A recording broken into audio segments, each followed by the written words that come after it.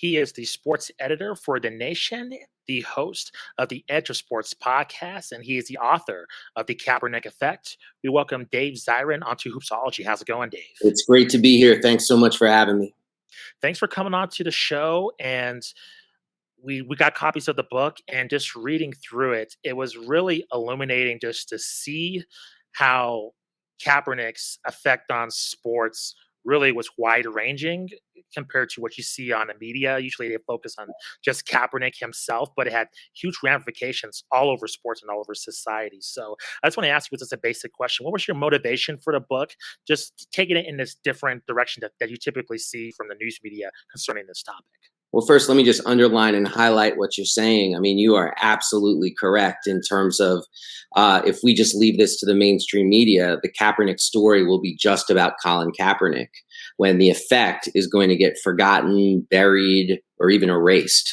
And that's the effect that I wanted to tell, because it's been erased before. And when I say it's been erased before, that's how I start talking to you about the motivation for the book. I was talking a couple of years ago to 1968 Olympian John Carlos, who, of course, raised his fist on the medal stand in Mexico City.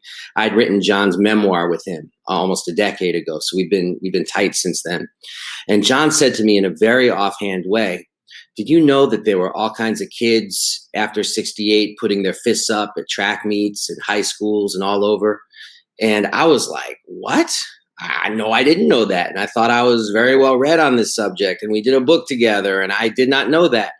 And I immediately had all these questions, like, who were these quote unquote kids, and how did this affect them, and what happened to them on their team after they did this? And it was really impossible to answer these questions. It's been over 50 years. But that made me think about all of the sort of one-off stories, some of which I've written, that were about like this particular high school where a kid took a knee and was kicked off the team, or this particular high school where the entire team took a knee and the opposing fans threw garbage on their heads, or this particular cheerleader who took a knee and rocked her entire school.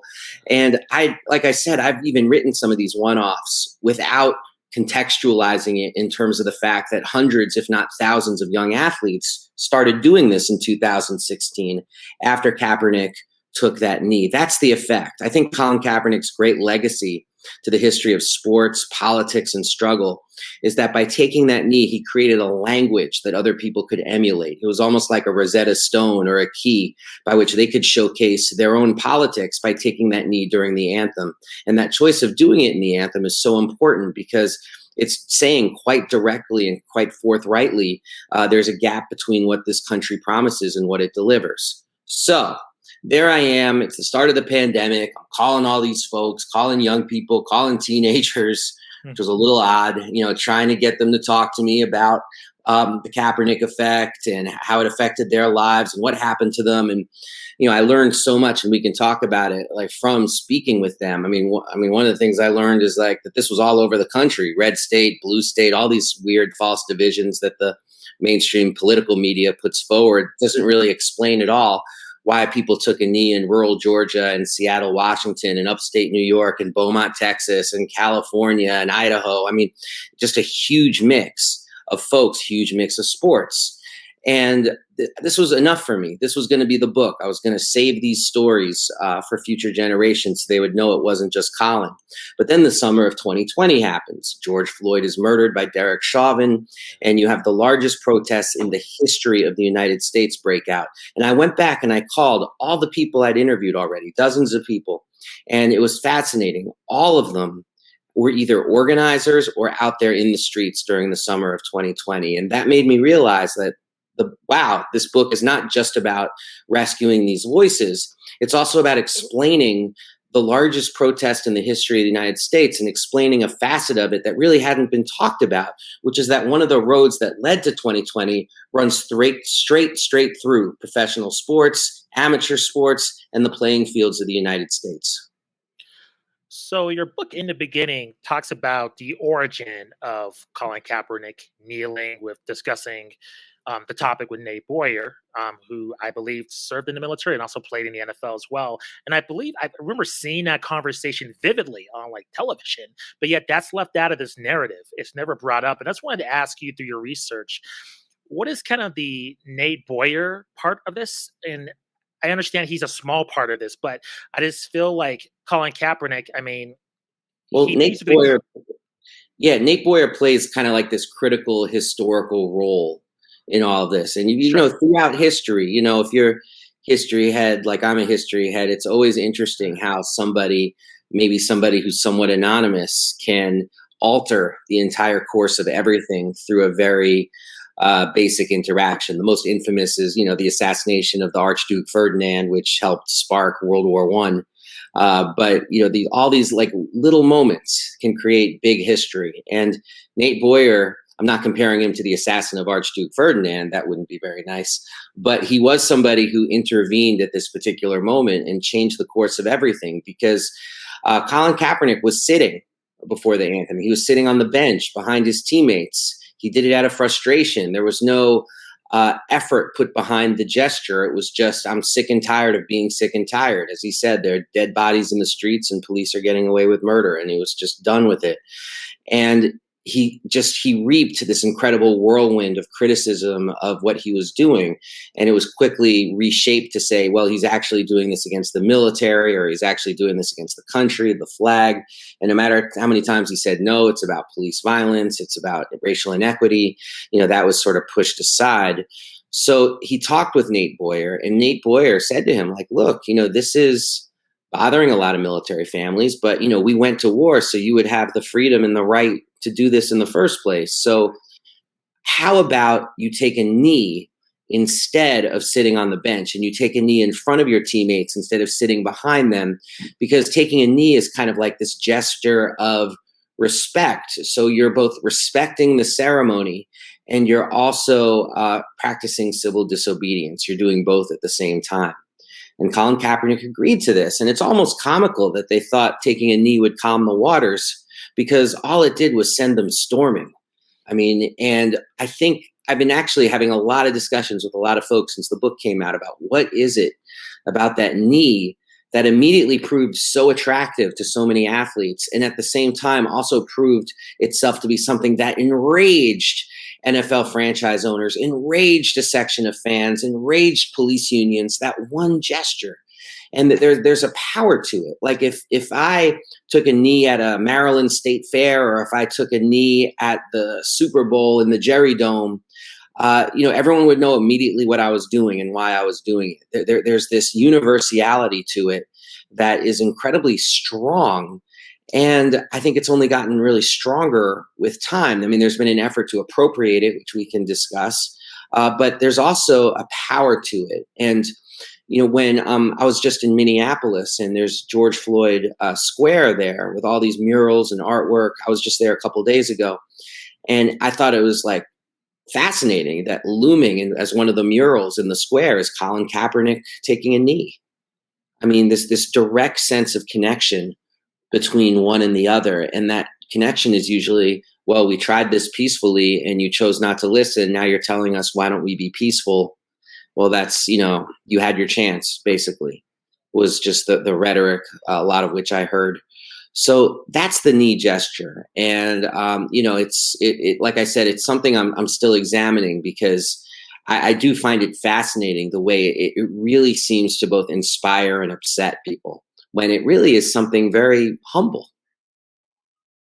It's an interesting juxtaposition as well when you think that just a year or two earlier, obviously at a different time and in a different context, Tebow was Yes. kneeling, and that was a Wonderful. meme for for a long time. You know, Tebowing specifically. That's so funny, because if someone took a knee now, no one would think you were Tebowing. That was almost like a fad. That was like the like the Rubik's cube of gestures. And Colin Kaepernick is going to stand the test of time. I mean, there's also of course, the brutal juxtaposition of Colin Kaepernick taking a knee and Derek Chauvin's knee on George Floyd's neck. And you go to the protests in 2020, I saw so many signs that juxtapose those two images. I mean, it's something that people immediately grasped as a very brutal reflection, you know, of a peaceful gesture. Is there any feeling from Kaepernick and the other athletes? I mean, obviously, a protest of this magnitude isn't meant to be something that is smooth necessarily. It's going to attract attention, but is there any feeling from them in ways moving forward to bring people, maybe people on the opposing side, into this conversation, or is that something that just in our current political dialogue as a country is an impossibility? Yeah, I don't know if we can't bring people together around vaccines in the middle of a deadly pandemic. I mean, I'm a little lost about what we can bring people together on at this point. I think what Colin Kaepernick did, which was very uh, not intentional. It's so interesting. Like a lot of what I think what Colin Kaepernick did in this effect was without intent. I don't think he. I mean, I've met Colin Kaepernick. I've interviewed Colin Kaepernick. Like trust me when I say he's just not the quote unquote type to have sparked a mass movement. He's the type to be a part of a mass movement. I mean, he's very committed to ideas of liberation and grassroots change, but he's also I was at one of his Know Your Rights conferences, and I kept thinking, this is the sort of guy who wants to be like, who's being thrust into being a mass leader, and he would be very content being just a rank and file foot soldier. I mean, he was like making sure that all the kids at this Know Your Rights camp, is like a couple hundred kids in Chicago. He was making sure like they all had their lunches and that they all knew where the snacks were and like where the water was. Like he was taking care of stuff on like a granular level. And he's very, very, very, very smart. But when it came time to him to speak in front of the whole group, I mean, he's shy. He has a very shy affect. And it's interesting. Like I interviewed somebody who played with him and was in the locker room with him. And he said, Colin Kaepernick always liked hanging out with the backup linemen. And that's rare for a quarterback. I mean, I don't even want to say other situations where I know it operates differently because I'd be speaking a little bit out of school. But let's just say it's not uncommon for teams to feel like the quarterback is aloof and apart from them, the favorite of the coach, the person who has their own individual coach, and not someone who's like of the crowd, so to speak, and of the team. And this has been traditional in the NFL. And in 1987, when the NFL players went on strike, there was actually a faction inside the union called the Quarterbacks Club of people who didn't want to go on strike. So this is not a new thing. And Colin Kaepernick, quote unquote, violated that, because I mean, so much of the NFL is authoritarian and everybody's got to know their role and shut their mouth. And he was already showing rebellion in ways before he became really politicized. The tattoos was a rebellion, the kissing of the arms in the end zone, which pissed people off so much he was already pissing people off, in other words. And yet he was also, I think, foreshadowing who he would be, the way he would hang out with folks on the team. One person told me a story of when Kaepernick, he was a spokesperson for Beats by Dre, and they sent him like just headphone, like just some swag.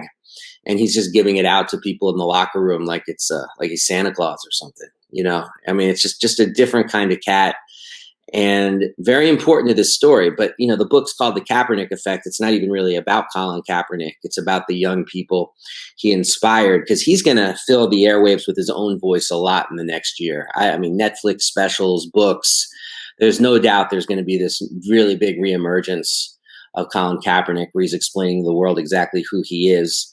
And so that's just not the book I wanted to write. Like I wanted to write about what would otherwise be forgotten, which is all the people that his gesture inspired and all the ways that them doing it affected their lives. Dave, I want to ask you about the summer of 2020 compared to now within the NBA specifically, because you talk about the young people in your book that was inspired by Colin Kaepernick, and their inspiration was what was happening in their lives specifically. They weren't doing it for popularity or for fame. It was because they felt that their lives were in danger or police brutality was deeply affecting them. And I felt like just Matt and I had a lot of conversations in terms of the NBA boycotts. And we talked about then, okay, what's going to happen a year from now with these athletes? Are they still going to bring up police brutality, in 2021, 2022, 2023, when it's not popular, when it's not in the media? And so far, during this media day, there's been nothing brought up about that, to Yeah. my knowledge. If you can correct me if I'm wrong. So No. I guess my question is, with the young people that you've interviewed, is it possible for some resentment, not to Colin Kaepernick specifically, but to athletes that were on the front lines in 2020 in terms of George Floyd and what was going on with police brutality, and now that it's not hip to talk about it anymore, so they're not on the front lines. And but still, there's a lot of work to be done. A bill has not been passed, in our government in terms of improving what's been happening. And I feel like the players, at least in my opinion, have not really kept their end of the bargain so far. Am I wrong about that? Well, I would just, it's, I don't even think it's so much as whether you're right or wrong, as much as it is that, there's ebb and flow to this. And we got to understand, and that's the whole history of social movements, sports or not. There's always ebb and flow, there's always ups and downs. When you read Parting the Waters, the biography of Martin Luther King, it's amazing. Like in the late 1950s, right before the 60s explode, people are convinced the movement's dead. It's like, okay, we had the Montgomery bus boycott, we had some marches. There's nothing going on right now. And then, of course, 1960, Greensboro, the first sit-in, something that didn't involve King at all, and it electrified everything and changed everything. I feel like that's the atmosphere we're in. Like one thing could re-electrify everything that's going on right now. I think the wine is out of the bottle, so to speak. And the idea of an athlete using their platform for political purposes, I mean, that's out there.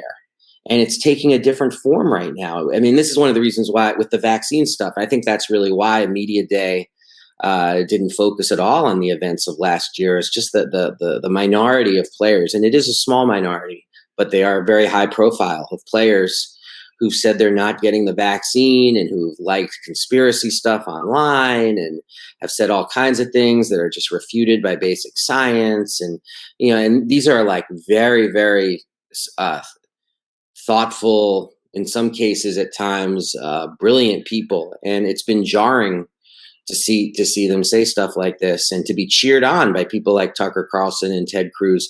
But it's just to say that this has just sucked all the oxygen out of the room, to the point of which there's not space to have those kinds of discussions during Media Day. So I wasn't surprised it didn't come up.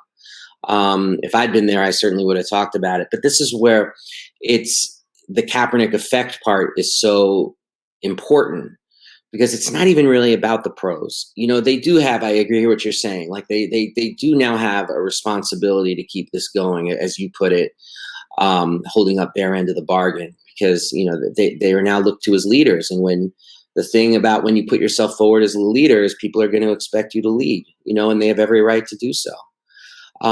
But this is also about the high school kids. This is also about the folks in college. This is about the folks who are sending me emails. I got one earlier this week of a little league team that took a knee, or another one about a high school team that took a knee because of racist Snapchat stuff that was going around the school, and people held up BLM flags in the stands, and it was like this political intervention in their own school of what they will or will not tolerate. I think this is something that's not going anywhere. It's going to continue to be part of the language of sports. Whether the pros use their power to amplify the movement, which to me is the best use of professional athletes in a larger movement struggle, is they can be like the great amplifiers for what's happening. That we need to see. But it's a tinderbox to me. It's like, we don't know what's going to happen. We don't know what's going to set it off. We don't know which player is going to be the one to say, I've had enough of this. But it is going to happen. I think we have to wait, though. I think the vaccination stuff, of course, to me, is a political issue. LeBron said it's not like it's an issue like racism or police brutality. I'm not going to tell anybody anything. And he said it explicitly, it's not a political issue. I think that's wrong. This is a political issue. It's about solidarity. It's about community health. It's about caring about your teammates and the family members of your teammates. It's not some individual issue. And I think this issue, though, is going to, for a while, eat up all the oxygen to have the kinds of discussions that I think, frankly, we'd be better off having. So we're just going to have to see how that plays itself out. And I'm saying this as somebody who lives in a house that is super duper Wizards centric. And we're going to a ton of games this year. I mean, we love the Wiz, and Awesome. obviously our favorite player. Yeah, there you go. Love the Wiz. See, just here's the Wiz represent. Right on. And so Bradley Beal, it's we like Bradley Beal's, picture is up in our house, for goodness sakes. It's like we want the best Bradley Beal. And so even like disagreeing with him about this is almost like, it's like painful, because it's like, not you, Brad, anybody but Brad. And but that's not going to stop us from loving basketball. I wanted to ask you, you mentioned some of the corporate ties that Kaepernick has, some of the corporate backing that he has, with like Netflix getting behind him. Is there any feeling or sense that you've gotten from, the wide variety of folks that you've interviewed, that these corporations are acting in good faith here in trying to maybe make amends for some things in the past, or to put it kind of bluntly, is this kind of like a hush money kind of thing, like an HR based kind of thing? I'm sorry if that's a little cynical, No. do you get a sense of what they feel with the corporate sponsorship of BLM that we saw in 2020 and beyond? Yeah, I mean, you just said it. I mean, the first thing is, I don't think you're being cynical at all. I think this is conscious corporate strategy. I mean, they are trying to appeal to a generation that is more diverse and less tolerant of intolerance than any generation in the history of the United States. They're trying to connect with a generation that took to the streets in numbers like we've never seen before, and in all 50 states in 2020. And so their ability to partner with a Colin Kaepernick, whether they're Ben and Jerry's, whether they're Nike, or whether they're Netflix, it's good business sense for them. As for Colin Kaepernick, the general vibe from the folks I spoke with, and we did talk about that issue, is, the guy's got to work. It was less like, is he selling out? Is this corporate connection? Is this damaging? Could it ruin what he stood for? And it was much more like a shrug, like, well, the NFL's not paying him, so he's got to do something. And what else? I mean, if you're Colin Kaepernick, what are you going to do? Get a job at the post office? I mean, you're Colin freaking Kaepernick. You got to get a job actually being Colin Kaepernick. That's your number one commodity on the open market.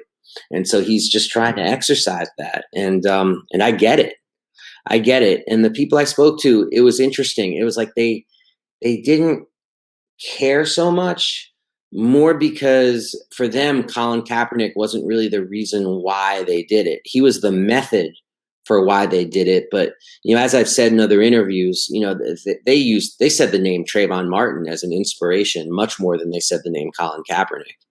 I mean, that's where their heads were at. I didn't include this in the book, but I once had, when my son was in third grade, and that's how long it's been, when Colin Kaepernick took that knee in 2016. This friend of his came up to me and he said, I took a knee during the Pledge of Allegiance today. And I said, why? Because I said, why did you do that? And he said, because I really, really hate racism. And I said, wow, you're just like Colin Kaepernick. And he said to me, who's Colin Kaepernick? I mean, people don't believe me when I tell them that story, but that's a true story. Like he knew what the knee was. He knew what to do during the anthem, because not the anthem, Pledge of Allegiance, because of how he was feeling, but he wasn't connected to the sports end of it at all. And while everybody I spoke to knew who Colin Kaepernick was, of course, this was decidedly different, this part of it. Dave, I want to ask you, from tracking the Kaepernick effects from high school, college to pro, what were basically anything that surprised you in terms of how the affected different age groups? Because I just can't imagine, these high schoolers should be focused on just having fun, they're kids, but they're engaged in this, political activism. Was there anything that kind of surprised you in terms of the Kaepernick effect through these three phases in your book? Yeah, huge differences. I'm glad you asked the question, because, it was really an open question about how to actually organize the book. Do you do it by sport? Do you do it by gender? Do you do it? I mean, there are all sorts of ways you can think and figure it out and try to do it in different ways. I chose age because it quickly became apparent that the challenges for a high school student in stepping out there and taking a knee is very different than a college student is very different than a professional. All three stages, there is risk. There is risk involved, and there's the specter of violence for doing it. That was a common thread through everything. But when you're a high school student, the act of doing it involves a certain kind of moxie and willingness to maybe look, for lack of a better term, just look dumb. That's the great fear in high school, that you'll stand out in a way that's negative. And that fear was something that a lot of the folks I talked to really had to face and overcome in order to do it. But that's a high school thing. In college, it was less about that and more about risking scholarships, more about risking your place in your school. People go to these schools to have a certain set of experiences, and the idea that they would be denied that by being kicked off the team, or even in some cases being forced to leave the school. That's a different kind of risk when you have to leave somewhere and go home. At the professional level, of course, we're talking paychecks and we're talking spotlight. And that's its own kind of pressure. So that's why I divided the book into those three parts, so people could really marinate in the differentiation of these different stages and hopefully come away with a lot of respect for the young kids who, to me, are really the scaffolding of this whole thing. Thanks, Dave, for coming on to the show. Really appreciate it. The book is called The Kaepernick Effect. Can you please let our viewers and listeners know where they can find you on social media, and then where they can check out your podcast and anything else you're up to the rest of the year as well? Yeah, just, I'm on Twitter at Edge of Sports. My DMs, I keep them open. So if I said anything that causes you to question anything, or you think my head should fit up my ass, send me a message. It's fine. I had no problem with that. But have me back to talk some hoops, though. Yeah, well, before I let you go, what is your expectation for the Wizards? Are you excited? Not excited? What's really interesting team this year. Yeah. I've been talking to my son about it a lot. And our expectations for the Wizards are high, quite frankly. The last time Spencer Dinwiddie was on the court, he was a 20-7 guy. Don't you want that in your backcourt? with Bradley Beal. And in addition, it's like we're excited about the Montrezl Harrell is an exciting guy to have on the team. Rui Hachimura, we think, is due for a breakout. Daniel Gafford was like the best kept secret in the league the last 20 games of the year. So there's a lot of there to be excited about. I even like the way we drafted, taking Corey Kispert. It's like getting somebody who's a little older, getting somebody who can contribute right away, getting someone who can actually hit a three. He's like the negation of Denny Avdia. He's like everything Denny Avdia isn't. Mature, can hit a three, and ready for the rotation. But even Denny, I'm excited to see where that goes. So I'm saying it right now, Washington Wizards, 5 seed. Wow, you heard it here. Get it up or get it nope. People are going to think that's dumb, and they have every right to. But if they tell me it's dumb when the Wizards are the 5 seed, I expect them to come to me like an adult and eat some of that humble pie. That's right. Well, I will say I do like the fit of Spencer Dinwiddie next to Bradley Beal a lot more than the fit of, all due respect, the fit of Russell Westbrook next to him. I think that's a better looking complete roster. And I said day one, I thought the Wizards won that trade. Yeah. Oh, yeah. Yeah, I think so too. And, Russell Westbrook, I've got so much love for this guy because every night during this pandemic year, that was so weird. Like, he just put it all out on the court. Mm-hmm. He had such a monster statistical season, but it really was like watching one of those old Michael Bay movies, like super entertaining, but just wreck after explosion, where you're just sort of like, what? This is not a long. I want to bet how long it takes for LeBron to. I don't know, rebel against Russ or have something come up, because Russell Westbrook, remember when Jason Williams, White Chocolate, toned everything down and was actually the starting point guard for the Heat team that won a championship? Mm-hmm. People forget that all the time because he was barely Jason Williams anymore at that point. Just played defense and didn't turn the ball over. Russ can't do that. Yeah. Russ is a train wreck. But he's a train wreck that is like the most beautiful, awesome train in the world that makes the most beautiful explosion possible. I love Russ. He made the last year so entertaining, and I'm a little bit relieved he's gone. Yeah, you can't help but love him if he's on your team. So Oh, Dave, I'm a Rockets fan. So we okay. had him right before you guys. And I mean, same thing. Like, you love the heart, but it's kind of a train wreck. But Yeah, like you said, I think the Michael Bay analogy is perfect. it's a lot, man. It's like the Marvel movies that go 2 hours and 45 minutes and it's like glazed over after a while. Like, okay, very good. Yep. Can this end?